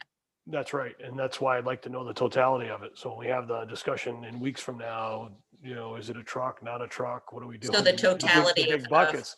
I don't know if it's a $50,000 problem or a That's right. $250,000. I hear what you're saying. So you want the totality of all the employees that were, okay, I get you. I'm Yeah, hearing. you because now. that's additive. There's things that are going away. That one's additive and. Yep, and it's not necessarily just that line item. That's just one of the employees that had That's that scenario. So you Right, want you- all the employees. Absolutely, I agree. Right, if you Okay, add up, I'm gonna provide that breakdown for you guys, okay? So you know what the total is. that's it. So Rhonda, to your point, if you add up all the line items that shook out this way, what does that mean? And to Rob's point too. Okay, it's I'm kind taking of note. like a I'll send it to you. Number at this point. And Dottie, Basically all the union employees that negotiated, he wants to know what those were over, I guess. Dottie, if you can add this to our bullet list, that would be great. I mean, it might be just the money that Amy gave up, the 21,000 or whatnot from her salary and riches, but could be more than that. You might be right, Rhonda, but I see $1,000 for one person, and there's what, 30 or 40 people in this category, so it's a good question, I think. No, there isn't. There's 14 union employees. Oh, Oh, no, 14, is it okay, 20 union? I think it's 14 at the highway and 6 at the town. Okay, thank you. I thought it was more. Yeah, me too. Yeah, there's more non-union than union. And so just to recap, the non-union people did not take a rate increase last year. Is that correct? That's correct.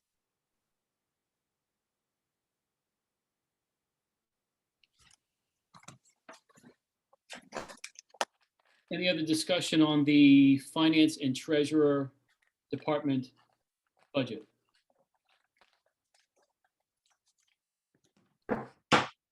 All right, we'll move on to tax collector.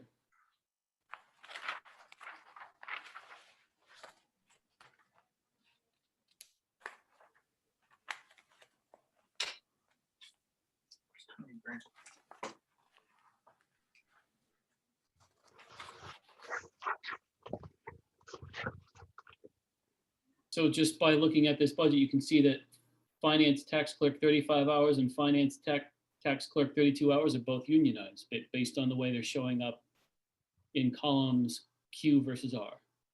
Correct.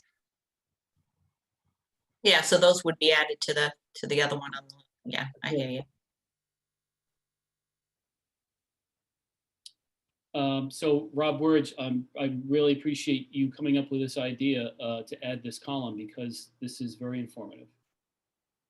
Yeah, and so the 1679 for the tax collector would be a raise, is that correct? Yes, it is. The Board of Selectmen is proposing a 2.5% increase for non-union employees.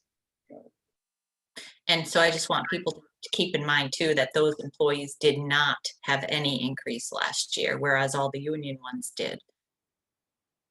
That's correct. I think it's important to recognize that.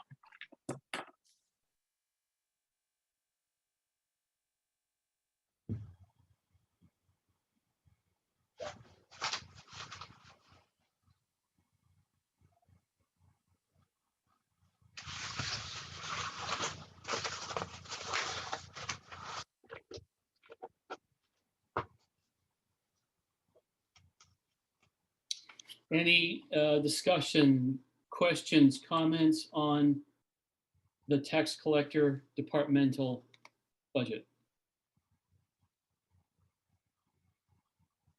All right, we'll move on to assessor. And again, we can see like assessor's clerk 35 hours. That person is obviously unionized.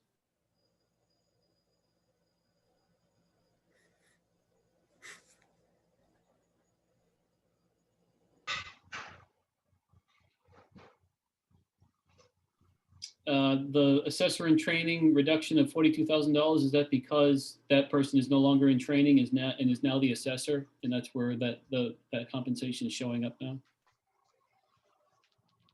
Amy, do you want to talk or would you like me to? No, I can certainly, ahead. we eliminated the need for that position when we hired the assessor, Paul Hopkins. Yeah, great. So that was sort of a placeholder position.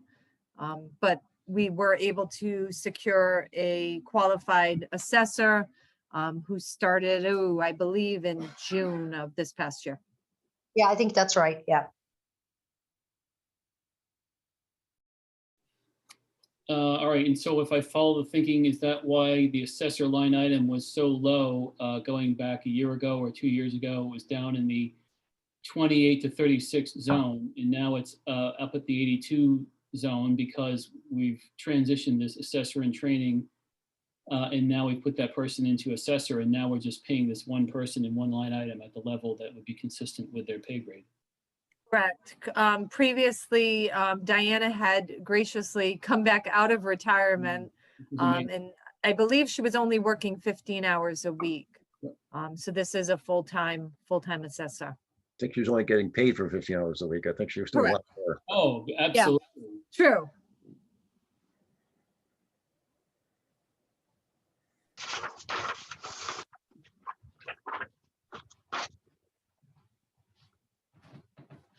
Any questions, comments here?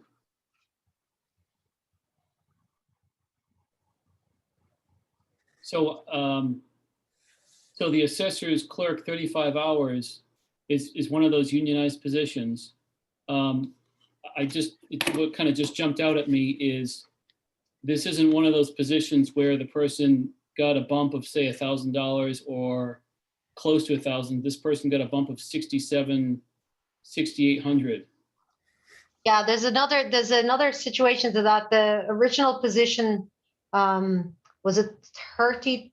Oh gosh, Amy, I'm trying to remember. Is it 30 or 32? Oh, so there's more hours.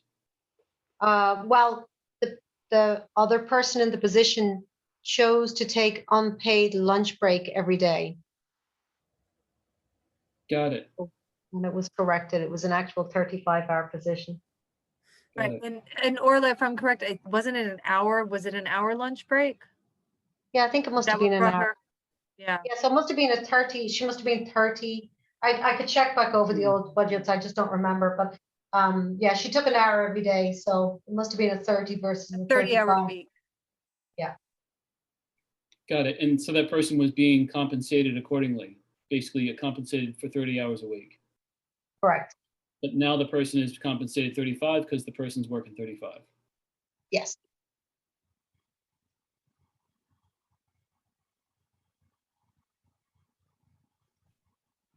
Questions, comments, thoughts here?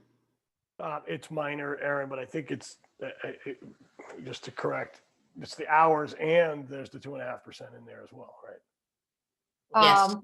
Not for this position. The assessor clerk was 2% last year, plus the change from the 30 to 35-hour position. So it's not, union employees got 2% increase last year. Board of Selectmen is proposing 2.5% increase for non-union. This is a union position though, right? It is in the union, correct? So there's no So this salary position- increase. It's just hours increased. Yes, plus the 2% for a union position in this year's budget. Orla, so Yep. this one, a portion of this amount is gonna be added up in the total of what Rob was looking for previously. That is correct. Okay. Or Amy, do you know, was this 30 hour to up to 35 hours? Is this because I made a note here in my book. I just want to make sure I understand this correctly. I put previous person was 30 hours. So is different people fulfilling that same role, or is it the same person decided to change the way that this person does the role? It was a new hire. The previous person in that position retired. Okay, got it. Thanks. I just want to make sure I followed correctly with my notes.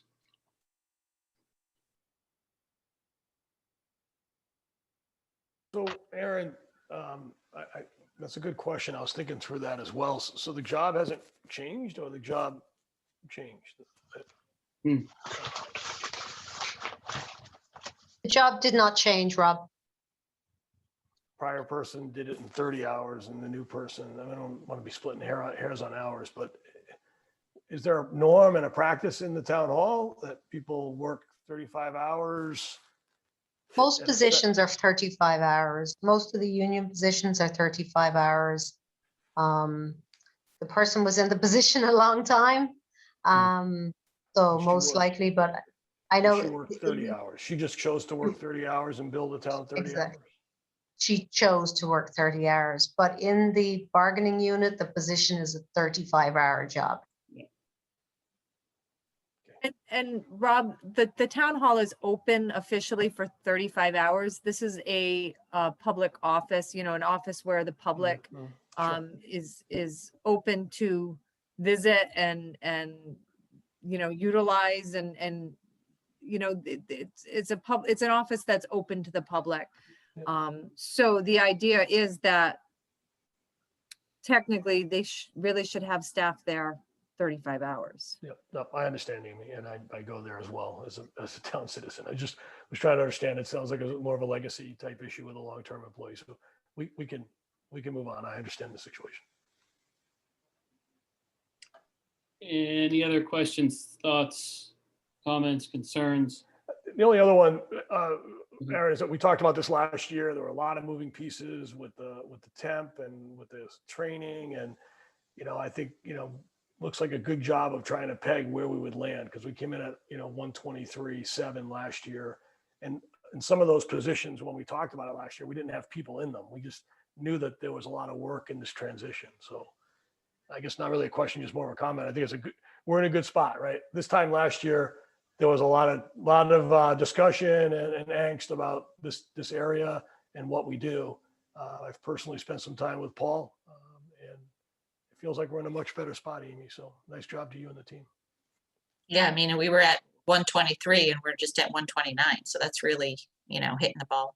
Without the people identified, Rhonda. Right? Yeah, I know. That's what I'm saying. Yeah. Yeah. That's pretty good estimating work. Any other questions, thoughts, concerns, comments on the assessor department budget? All right, Board of Assessment Appeals. Doesn't look like there's a whole lot going on there.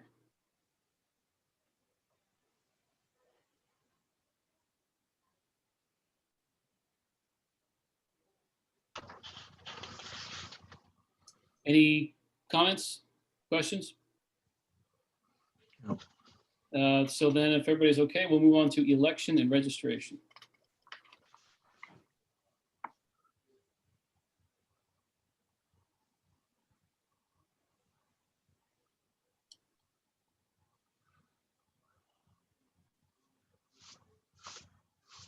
Any questions? Comments?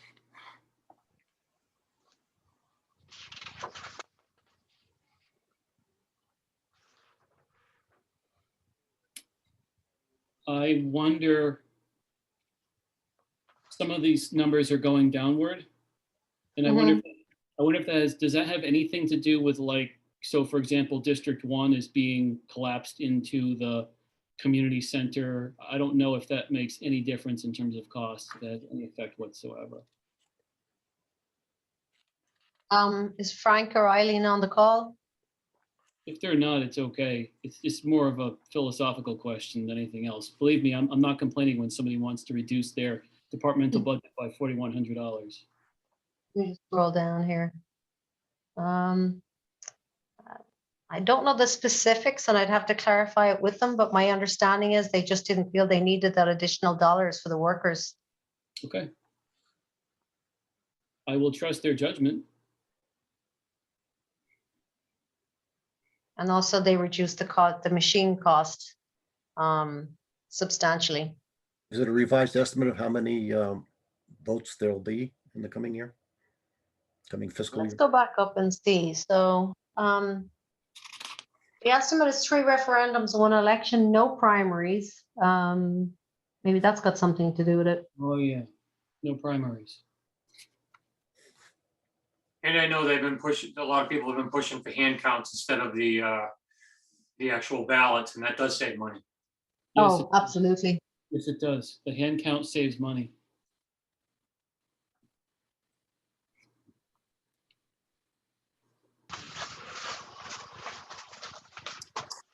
And Any, if I recall, the referendum's a little less expensive than an election or a primary.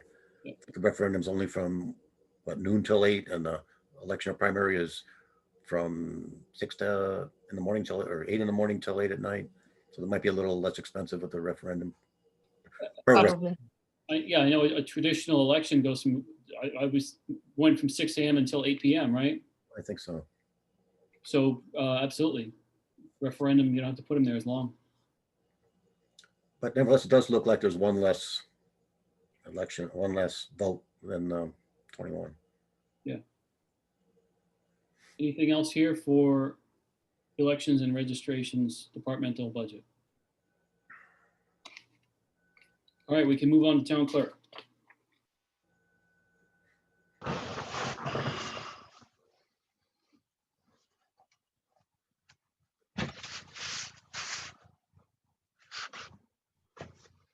Is Renee on the call? So the only major change, Amy, do you want to talk about this? Just looks, yeah. the index- Sorry, I just stepped out. Yeah, she's going to be doing some additional indexing, microfiching. It's kind of a necessary cost. They have to accumulate so many records for each microfilm. So yeah, that's the way I understood it. That makes any sense. Renee does a much better job at explaining it. So you're kind of transferring from paper to electronic? Yeah, um, electronic, yep. And as you can see, it's 1999 to 2020. So there needs to be several years to make it worthwhile to transfer it.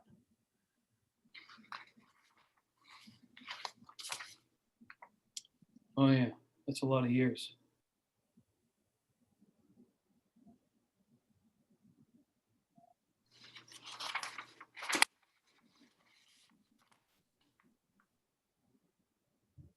Any questions, comments? I think it would be worthy to understand why it's going up. It's been a line item for several years, right? Is it more years that we're indexing next year than normal, or is it the cost to do it that's gone up? I think it's more years. I mean, it looks like it Um, was 15 last year and 14, 17. Now we're jumping to 20. I think So I what, think- oh, go ahead. Yeah, no problem. The 14 last year is just our monthly contract with the company.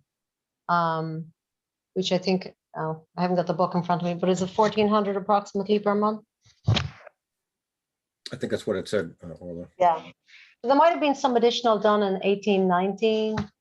Probably some done back here, but this is probably more than what she's done in the past. But I don't recall her asking for that large amount as a difference before. A quick question, Rob, man. Rob. IQS, is that deeds also? Is she microfiching all that stuff, or is this just, it says archival copies of board and commission minutes, which are permanent records? Because I know IQS, I've looked up deeds on that. I was wondering if that's the same thing. Is that her Just to department let, also? just to let everybody know, I'm sorry to interrupt. Renee Waldron just came into the meeting. So Okay. she'll be able to Wonderful. lend some information on this. There we go. Welcome, Renee.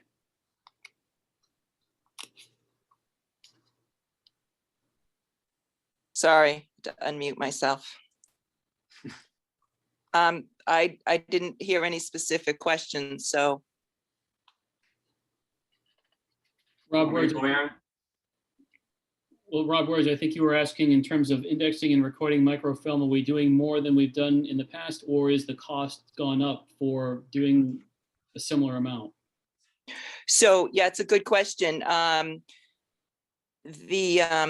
The microfilm rolls hold about 3,000 documents or pages. And so it takes quite a few years to build up. You see the span we're doing in Vitals there from 1999 to 2020. And I think it's going to be about 2 rolls of film. And you don't want to have, do it every year and have just a little bit on each film,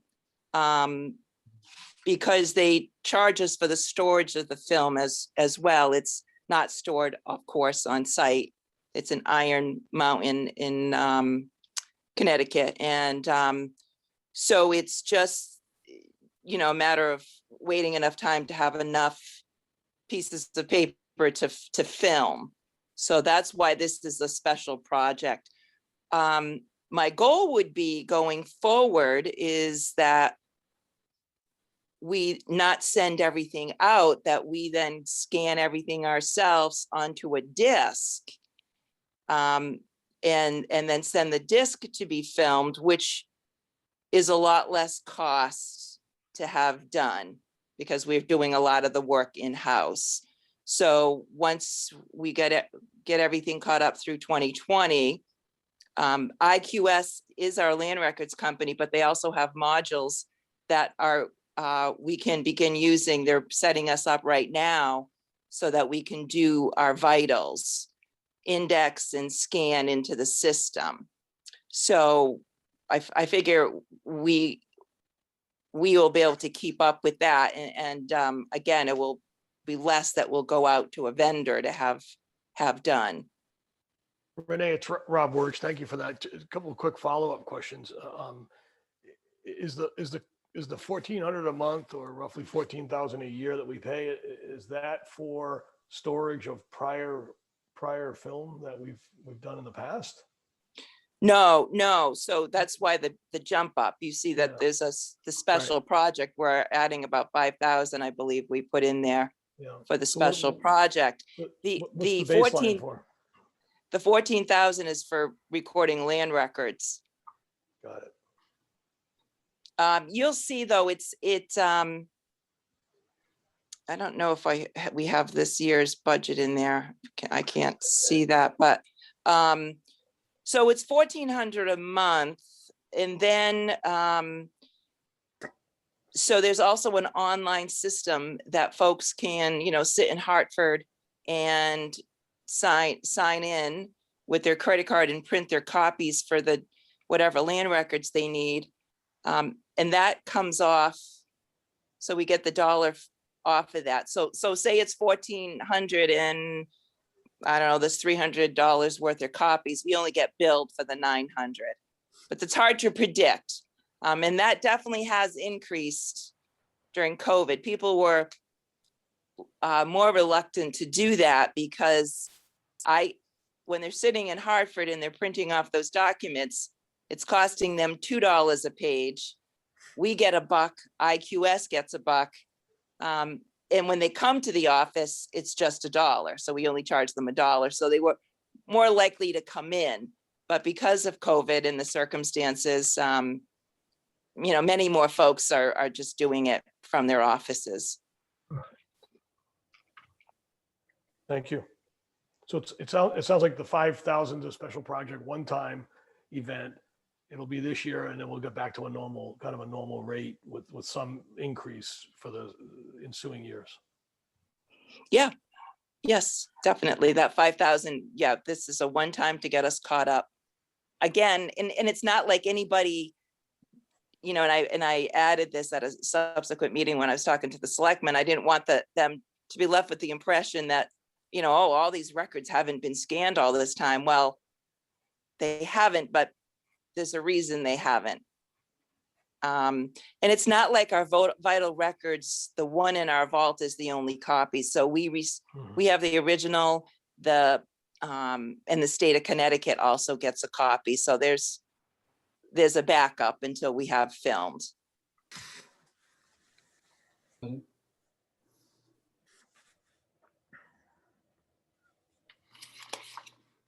Any other questions or comments on the town clerk department budget? Renee, thank you. You're welcome. Thank you. So we can either move on to town council or we can adjourn because it is 8:58 according to my cell phone. I suspect it'll probably take us more than 2 minutes to discuss some of the budget changes I'm seeing in here. So if it's okay with everybody, maybe we pause for tonight and pick up with town council at the next meeting. All right, Aaron, I'll make a motion that we adjourn. So there's a motion to adjourn. Second. So Steve has the motion and Rhonda has the second. And this is a motion to adjourn. All in favor of adjourning signify by saying aye. Aye. Aye. Anyone opposed? Anyone abstain? So this carries 6-0. It's 8:59 p.m. And thank you much, everyone. We'll see you next week. All right. Good night. Good night now.